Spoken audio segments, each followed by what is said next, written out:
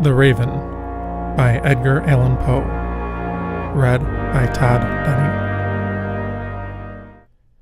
Once upon a midnight dreary, while I pondered, weak and weary, over many a quaint and curious volume of forgotten lore, while I nodded, nearly napping, suddenly there came a tapping, as of someone gently rapping at my chamber door. "'Tis some visitor," I muttered, tapping at my chamber door. Only this and nothing more. Ah, distinctly I remember it was in the bleak December, and each separate dying ember wrought its ghost upon the floor. Eagerly I wished the morrow. Vainly I had sought to borrow from my books surcease of sorrow. Sorrow for the lost Lenore, for the rare and radiant maiden whom the angels named Lenore, nameless here forevermore. And the silken, sad, uncertain rustling of each purple curtain thrilled me, filled me with fantastic terrors never felt before, so that now, to still the beating of my heart, I stood repeating, "'Tis some visitor entreating entrance at my chamber door, some late visitor entreating entrance at my chamber door. This it is, and nothing more." Presently my soul grew stronger, hesitating then no longer. "Sir," said I, "or madam, truly your forgiveness I implore. But the fact is I was napping, and so gently you came rapping, and so faintly you came tapping at my chamber door, that I scarce was sure I heard you." Here I opened wide the door. Darkness there, and nothing more. Deep into the darkness peering, long I stood there wondering, fearing, doubting, dreaming dreams no mortal ever dared to dream before. But the silence was unbroken, and the darkness gave no token, and the only word there spoken was the whispered word, "Lenore." This I whispered, and an echo murmured back the word, "Lenore." Merely this, and nothing more. Back into the chamber turning, all my soul within me burning, soon again I heard a tapping, somewhat louder than before. "Surely," said I, "surely that is something at my window lattice. Let me see, then, what thereat is, and this mystery explore. Let my heart be still a moment, and this mystery explore. 'Tis the wind, and nothing more."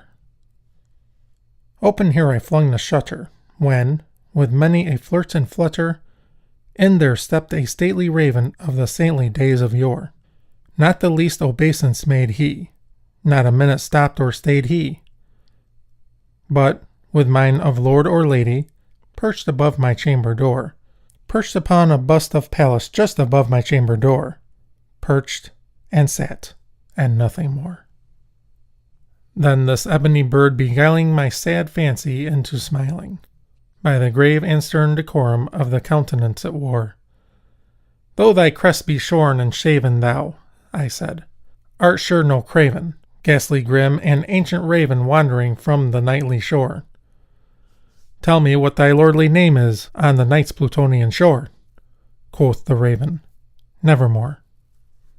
Much I marveled this ungainly fowl to hear discourse so plainly, though its answer little meaning, little relevancy bore, for we cannot help agreeing that no living human being ever yet was blessed with seeing a bird above his chamber door, bird or beast upon the sculpted bust above his chamber door, with such name as Nevermore. But the raven, sitting lonely on the placid bust, spoke only that one word, as if his soul in that one word he did outpour. Nothing further than he uttered, not a feather than he fluttered, till I scarcely more than muttered, "Other friends have flown before, on the morrow he will leave me, as my hopes have flown before." Then the bird said, "Nevermore." Startled at the stillness broken by reply so aptly spoken, "Doubtless," said I, "what it utters is its only stock and store, caught from some unhappy master whom unmerciful disaster followed fast and followed faster till his songs one burden bore, till the dirges of his hope that melancholy burden bore, of never, nevermore. But the raven, still beguiling all my sad soul into smiling. Straight I wheeled a cushioned seat in front of bird and bust and door. Then, upon the velvet sinking, I betook myself to linking fancy unto fancy, thinking what this ominous bird of yore, what this grim, ungainly, ghastly, gaunt, and ominous bird of yore meant in croaking, nevermore. This I sat engaged in guessing, but no syllable expressing to the fowl whose fiery eyes now burned into my bosom's core. This and more I sat divining, with my head at ease reclining on the cushion's velvet lining that the lamplight gloated o'er, but whose velvet violet lining, with the lamplight gloating o'er, she shall press, nevermore. Then, methought, the air grew denser, perfumed from an unseen censer swung by seraphim whose footfalls tinkled on the tufted floor. "Wretch," I cried, "thy God hath lent thee. By these angels he hath sent thee respite and nepenthe from thy memories of Lenore.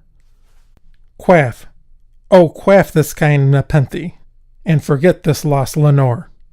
Quoth the raven, "Nevermore." "Prophet," said I, "thing of evil, prophet still if bird or devil, whether tempter sent or whether tempest tossed thee here ashore, desolate yet all undaunted, on this desert land enchanted, on this home by horror haunted, tell me truly, I implore, is there balm in Gilead? Tell me, I implore." Quoth the raven, "Nevermore." "Prophet," said I, "thing of evil, prophet still if bird or devil, by that heaven that bends above us, by that God we both adore, tell this soul with sorrow laden if, within the distant Aidenn, it shall clasp a sainted maiden whom the angels name Lenore, clasp a rare and radiant maiden whom the angels name Lenore." Quoth the raven, "Nevermore." "Be that word our sign of parting, bird or fiend," I shrieked upstarting. "Get thee back into the tempest and the night's Plutonian shore. Leave no black plume as a token of that lie thy soul hath spoken. Leave my loneliness unbroken. Quit the bust above my door. Take thy beak from out my heart, and take thy form from off my door." Quoth the raven, "Nevermore."